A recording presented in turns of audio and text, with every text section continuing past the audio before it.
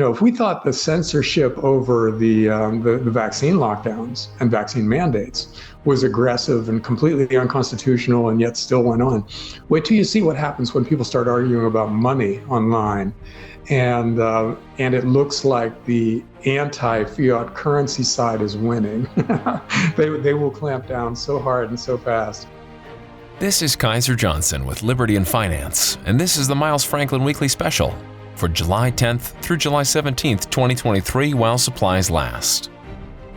This week we feature Buffalo Silver Rounds at $2.99 over spot, Asahi Silver Rounds at $3.05 over spot, and 2023 1-ounce silver maple coins at $4.25 over spot. First, silver Buffalo Rounds are minted in the style of the famous U.S. Buffalo nickel and are made by multiple private mints across the country, but are all 1 ounce of silver, 3/9 fine, and instantly recognizable, making them a great and inexpensive way to quickly stack silver with the flexibility of 1-ounce rounds. Next, the Asahi Refinery continues the legacy of famed private mint Johnson Matthey, which they purchased in 2015 and refined with the same attention to detail, cementing their status as an LBMA certified supplier. Their 1-ounce rounds are 3/9 fine and on sale for just $3.05 over spot. They are also IRA eligible. Next, silver maples were the first silver sovereign coins to be minted at 4/9 fine purity, and the 2023 silver maples remain one of the most in-demand coins today. They come 25 to a tube, 500 to a box, and are available at $4.25 over spot with a minimum order size of 2 tubes. They are also IRA eligible. And if you'd like to learn more about a precious metals IRA, call us and we'll be happy to help you in that process. To order our specials or any of the many other options we have available, call us at 1-888-81-LIBERTY. That's 1-888-815-4237.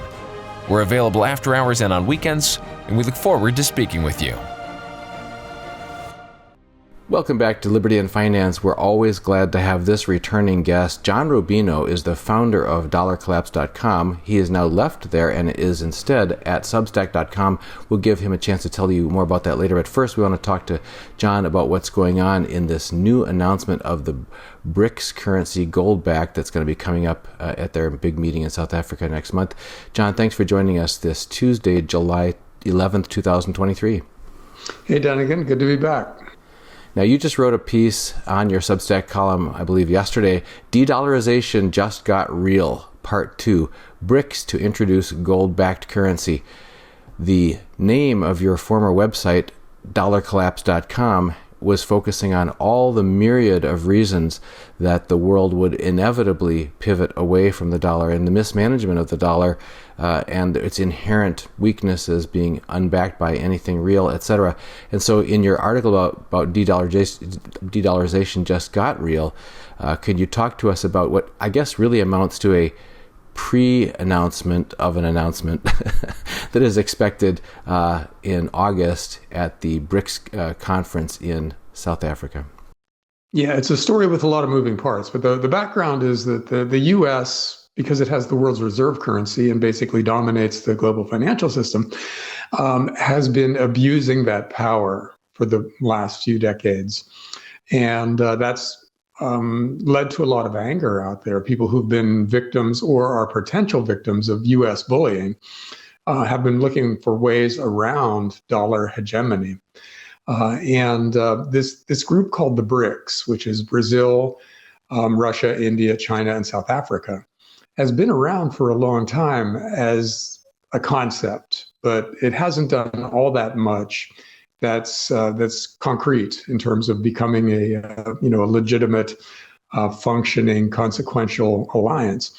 But lately, the things the U.S. has been doing, especially with regard to Russia, where they just basically expropriated a big chunk of Russia's gold reserves over the Ukraine war, that's kind of catalyzed the will of a lot of these guys. And so the BRICS concept is becoming a real alliance, and a lot of other countries are asking to join. So it's becoming a potentially big deal. And one of the, as you mentioned, first things that they're about to do is to introduce a currency and we don't know the details of, who does what within the currency union and what the rules are or anything like that. But we know they're introducing a currency that's going to be backed by gold. And since it'll be a BRICS currency, it's going to be run by a group of countries that together are consequential. They have a lot of natural resources. They own quite a bit of gold, if you include, especially Russia and China. And they've got a big part of the world's population. So this is a potentially big deal, but we don't know any of the details. So this is one of those things where we'll find out a lot at the August 22nd meeting, but we don't know how much we'll find out. It could be just that they make this announcement again and say a few things about it and then work out the details over the long term. Or it could be that they've got it all worked out and they're going to come out with something that has its rules all in place and everything. But, there's a very interesting coda to this, because I posted a story about this on my Substack yesterday. And then right after that, India, one of the major BRICS countries, came out and said they're not going to participate in the new currency, which probably means the U.S. either threatened them or offered them some really interesting perk in terms of like a trade deal or something like that if they wouldn't participate. So you're seeing the U.S. get involved in this already. And that's always been one of the big questions, because the U.S. tends to react violently to anybody who steps out of line in terms of dollar dominance in global trade. If a country tries to nationalize its oil, for instance, or decides to cut trade deals for oil or other commodities in other currencies, the U.S. tends to use that as an excuse to abuse them in some way. And, it could be that they lashed out at India first as part of this BRICS thing, because they're already fighting with Russia and China. We're already threatening World War III with those two. So now India has become kind of a target probably of U.S. disruption, and they've decided to back off of the BRICS currency thing. So we'll see. Lots more coming on this story, and lots of details and lots of speculation. But right now we've got an event and a date, which is highly unusual in the world of financial speculation. We know that something is going to happen on a given date, and that lets us mark that on our calendars and be prepared to pay attention when it happens. Several guests recently have talked about this phenomenon you could call a east-west split, or even within the U.S., a red-blue split, that sort of thing. There's always this dichotomy, this tension set up between two opposing sides, and there have been several commentators who have said, look, this is just all a distraction. It's all part of the game. There's the Hegelian dialectic that gives you the thesis and the antithesis, and then there's this sort of unannounced synthesis that's actually going on full speed down the middle while you're all distracted by this tension between the two surface camps, that sort of thing. In your view, is it credible to think that the BRICS commodity-backed or gold-backed currency, that their alliance, all these cooperative announcements that they've been talking about, versus the Western, U.S.-led coalition of nations that are relying solely on fiat currencies backed by nothing and derivatives of those, do you think that there's any credible chance that whole dichotomy that seems to be poised for a collision course in the next time period ahead is actually just a distraction, and there's actually some bigger thing afoot that neither of those is the real purpose of? Or do you think that this is really a big deal and this is going to make a big difference in the lives of a lot of people itself? Anything is possible in this world, because we've had so many false flags just in recent memory, that it's conceivable that this could be part of a broader plan to engineer a big crisis just in time for the introduction of central bank digital currencies. Because remember, this is happening just as a bunch of central banks are introducing those currencies. So it looks on the surface like two very different things, because a gold-backed currency and a central bank digital currency are completely different things, really antithetical. And because of that, it could be, and I think this is the more likely explanation, is that this is geopolitics. This is rising powers wanting more influence in the world, and the established empire is not happy about that at all, and it's lashing out. And historically, that has led to some big wars, and the U.S. seems to be trying to engineer World War III. So that is historically more familiar, with what's happening right now. So I would say it's probable that we really are having an emergence of monetary powers who are challenging the existing monetary power, and that it'll be messy on the monetary front, hopefully not on the military front. But it is possible that there's kind of a meta thing going on where we basically just want all this stuff to happen to confuse people, to stress people out, and to make them more accepting of the kind of authoritarian system that we would have with central bank digital currencies. If we need strong leadership to stop the bleeding because everybody's terrified, then that's a good environment in which the neocons running the U.S. and the would-be dictators running a lot of other countries can step up and say, listen, we'll put the Constitution off to the side for a minute and we'll just fix everything. And then later we'll get back to normal. And of course, normal never comes once you hand that kind of power to governments. So we need to be paying attention, and we need to be looking at what we can do personally to become more self-sufficient, because one way or another, big conflicts and a lot of financial disruption, at least, are headed our way.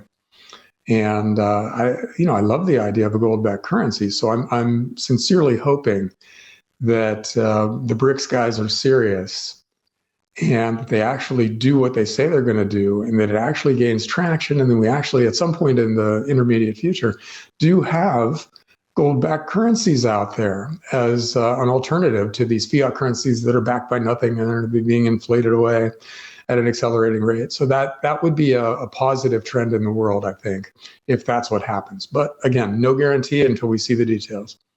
Two things I wanted to follow up on your chain of thinking here. One, the last point that you made about you would like to see some gold-backed currencies out there.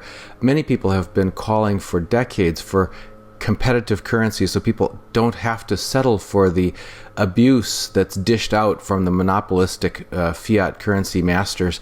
There was an article that came out about 6 months ago called The Importance of Zero, and it really got my attention because I thought, what can that possibly mean? And they were, again, talking about the idea that when you want to control the thinking and the behavior of the masses, it's very important that you have zero conflicting voices. That if you're going to have one narrative out there to try to get people in line, that if there are little boys shouting the emperor has no clothes on, it's very disruptive to that sort of that groupthink, and suddenly you can have everybody knowing that everybody knows that the emperor has no clothes on. So that's one thing I wanted to ask you about. Is one of the reasons that you're looking forward to the potential of gold-backed currency, not just the virtue that they would potentially have in and of themselves, but that also it would be that little boy shouting out the emperor has no clothes on, to kind of strip away the curtain that's been carefully kept up by the powers of the Western fiat currency system based on nothing, that allows us to be controlled. Oh, absolutely. The debate that would flow from having a world with big fiat currencies and one or more gold-backed currencies would be fascinating, because people would kind of be forced to learn about the two concepts and compare and contrast and come to some conclusions about which is better. And see, that process creates gold bugs by the millions. So we would have a whole planet full of people going, oh, I see how gold works now. And clearly this gold-backed currency is better than these other currencies. And I better buy some gold for myself, So you would have, on two levels, you would have people in vast numbers looking at buying gold for their own accounts and voting for people who are in favor of instituting more gold-backed currencies. So it would be a hugely positive change in the world, which is why it would be it'll be opposed so aggressively by today's monetary authorities. If we thought the censorship over the vaccine lockdowns and vaccine mandates was aggressive and completely unconstitutional and yet still went on, wait till you see what happens when people start arguing about money online, and it looks like the anti-fiat currency side is winning. They will clamp down so hard and so fast. And we can only hope that the stuff that's happening in the courts right now that forbids governments from getting involved with big tech, social media, and asking for censorship and stuff like that turns out to stay unconstitutional as it was just ruled, and that the government has to step out of the debate. And if they step out of the debate, they lose the debate. So that's what makes it so interesting, because it's an existential thing for the monetary authorities. But there's a decent chance that the courts will have ruled against their getting involved. So we'll see. I mean, it'll be hilarious to watch these guys on the sidelines just fuming as they lose argument after argument, if that's the way it happens. And it could happen that way. We'll see. Well, that's the other thing is, as in ordinary debate, when someone really doesn't have the ability to win on principle or on facts or on argument and logic, then usually ad hominem attacks, in other words, coming completely just sideways against either the opponent in the debate or turning the whole thing to be about something else. And that seems to be the other part of the playbook, is if there were actually a competitive currency choices, freedom of choice for people to have. I'm going to go with something that's backed by real things or something that's backed by nothing, where I can be completely manipulated. People would naturally, given the free information, would choose for something that's backed by something real. But if then the powers that be don't want that to happen and say, oh, that's only used for crime. Oh, that's only used, there's all these completely sideways, for national security reasons, we have to, this sort of thing. So there's a couple of these trump cards that get pulled out that have nothing to do with the actual virtues or benefits of a specific currency or financial system. Is that how likely do you see that happening? Oh, I see that as 90% probable. If there is an actual real gold-backed BRICS currency, because and we even know what they'll say, because they've already been saying it on other topics. They're going to say, whoa, if you like a gold-backed currency, you must be a tool of the Russians, or you must be pro-China. Putin loves hearing you say what you're saying, stuff like that, because that's what they've already been saying about the Ukraine war and lots of other things. So they'll just dust off the thing that has kind of sort of worked for them in the past, and they'll definitely use it. I think in this case, it's such an obvious thing. And, with vaccines and things like that, people don't necessarily understand how they work. So it's harder to have a strong opinion. And with, geopolitics, what goes on in Ukraine and who fired the first shot and things like that, that's also an arguable thing for people who aren't obsessing over it and paying really close attention. But when it comes to money and bank accounts, that's something that's more easily understood. And because of that, it's going to be easier for people to form strong opinions and the correct opinions. It's going to be easier to understand why gold works as the backing for a currency and why an unbacked currency doesn't work than most of these other issues. So I think you'll see a very quick, very big consensus form once there are competing currencies out there, and one of them is backed by gold, and one of them, or many of them, are not. So, yeah, I think that this is one where public opinion could coalesce very quickly around the right answer. And that's going to make it that much more of an emergency for the government. So they're going to lash out in that much more an extreme way. So, I think it's going to be very dangerous at first as these guys try to figure out, as the aristocracy running the big countries tries to figure out how to maintain their power and cuts whatever corner and breaks whatever law they have to make that happen. You're reminding me of a very highly publicized, you can't even call it a debate, it was supposed to be a testimony of the, at that time, highest paid public employee about a year or two ago, with Rand Paul saying, you don't know what you're talking about. You don't know what you're talking about, from the employee to Rand Paul. And I think what you're saying is that most people will come to believe that even though their parents and grandparents and great-grandparents weren't epidemiologists, their parents and grandparents and great-grandparents did know the difference between real money and real savings, that sort of thing. So they may come to have more confidence if they can get past the smearing of being called criminals or Putin patsies or whatever along the way. There's one more mystery I wanted you to help us unravel about this press by China among the BRICS and maybe others for public, in other words, private ownership of gold by the population. It's been a cultural thing in Asia forever. In India, very prominent. A lot of their cultural festivals, religious festivals, etc. Same in China, and the Shanghai Gold Exchange being a physical exchange, that sort of thing. So here's what I'm getting at is, as you've talked about individual freedom, personal sovereignty, the ability of people to take care of themselves and their families and their own lives, that idea of personal sovereignty is supported by real money, gold. How does that mesh with a country that seems to have been in modern era, heck bent on centralized control, top-down government edict, people not being able to choose where they're going to live, what career they're going to go into, whether they can move or speak or anything like that. So how does that jive together, that a country that seems to be bent on controlling everything in the lives of its civilian has also got a culture there that's always upheld the ability of people to have their own physical precious metals? Well, the places where precious metals are culturally popular are usually places that have had some currency turmoil in the past. So people have a good reason not to trust the government's money.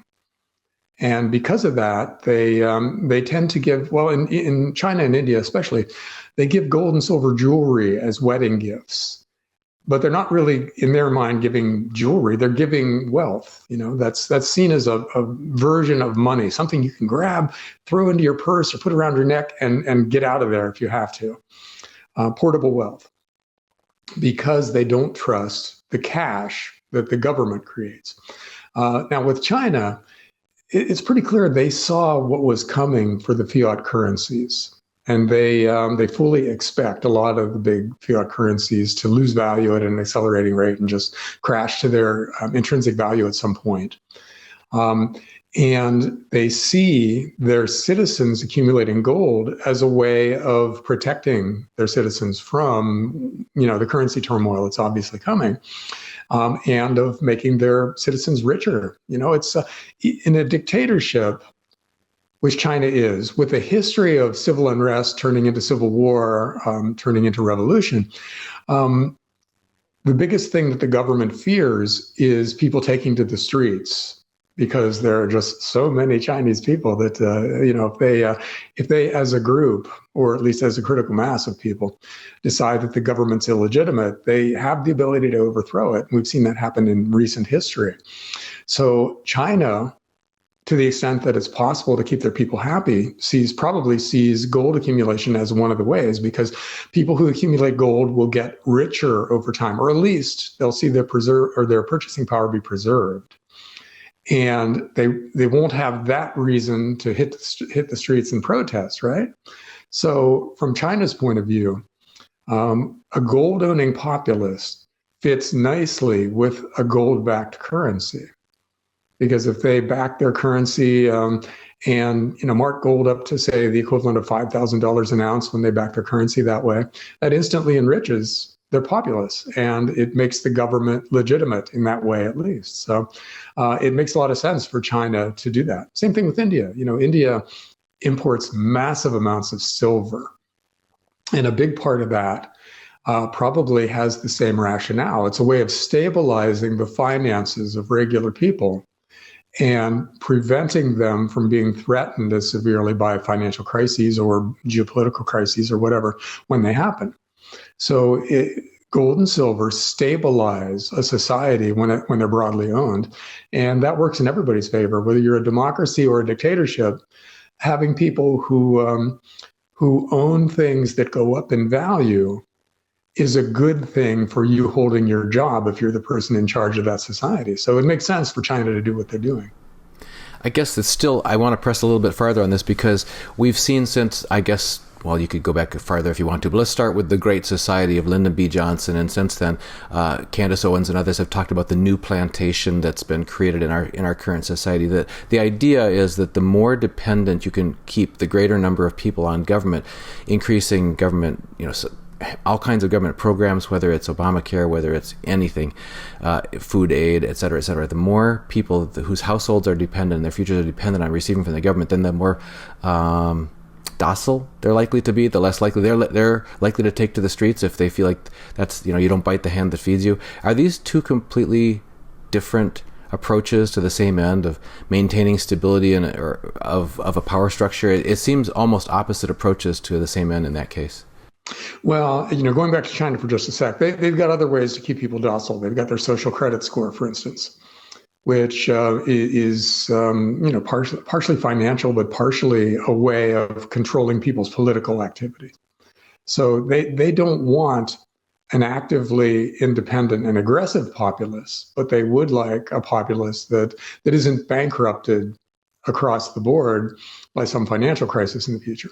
And in the U.S., they're taking a different approach. They want to create a nation of debt slaves, where they encourage us, where China is encouraging their people to accumulate gold. The U.S. government is encouraging us to borrow as much as possible, because the more we owe, the more we got to have that next paycheck, right? Or we got to have that next stimmy check from the government or whatever, because we're right on the verge of a gigantic crisis at all times. And because of that, we're easier to control. So the US, the fiat currency countries, see increasing debt, first of all, as a way of enriching the banks who run the government, because in a fiat currency system, the big banks are basically in charge of finance, not the government itself. So they see us accumulating more and more debt, whether it's students taking on ever increasing amounts of student debt, or people, buying cars where the payment is $1,000 or more a month, or buying the biggest possible house and being tied to that mortgage forever. They like that because it makes us malleable. And a society where everybody's debt-free is a society that's hard to control. So that's their strategy, and we'll see where it leads. We've seen to an extent lately.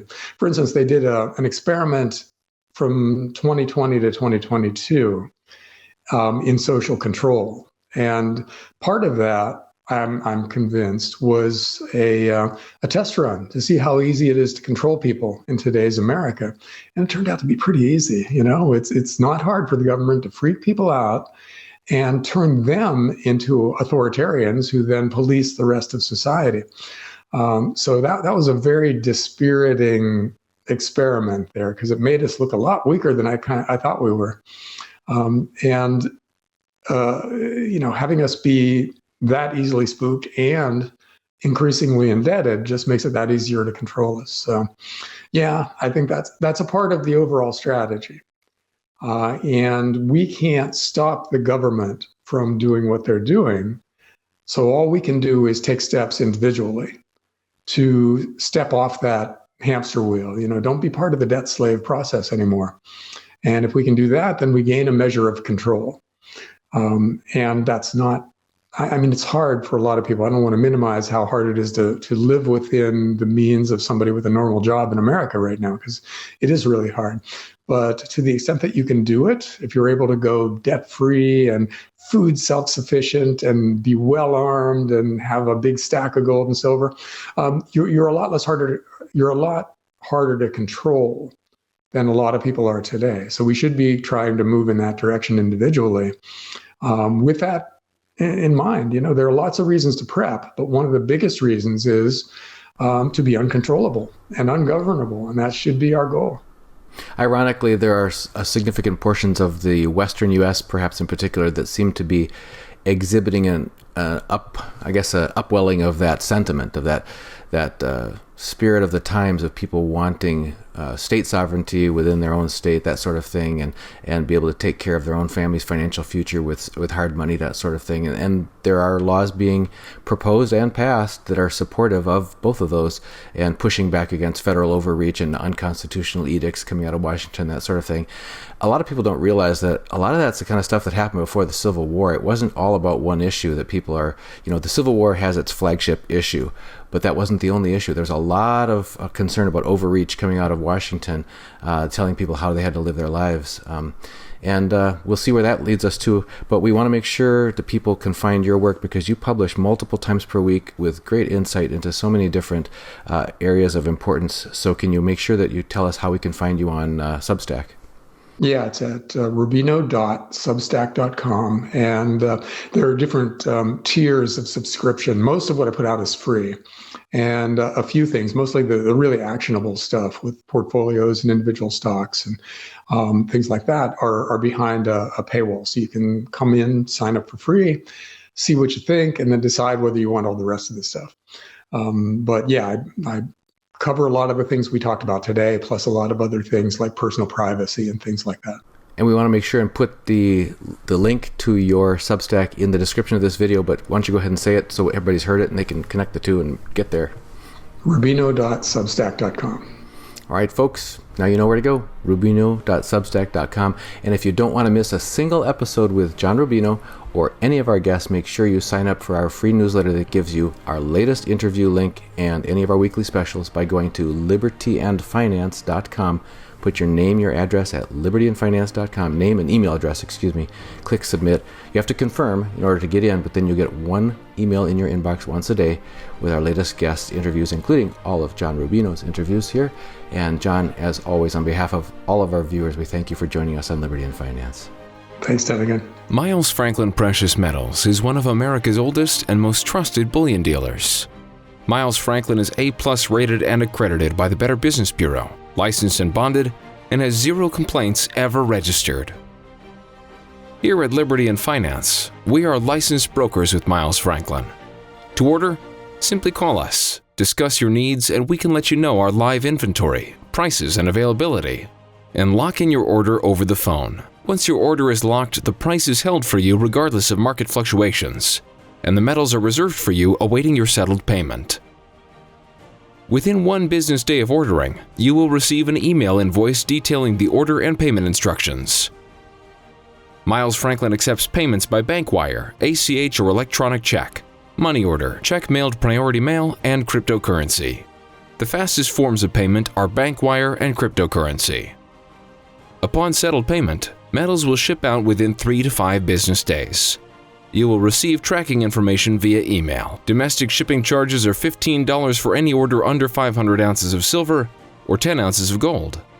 For orders larger than that, domestic shipping is free.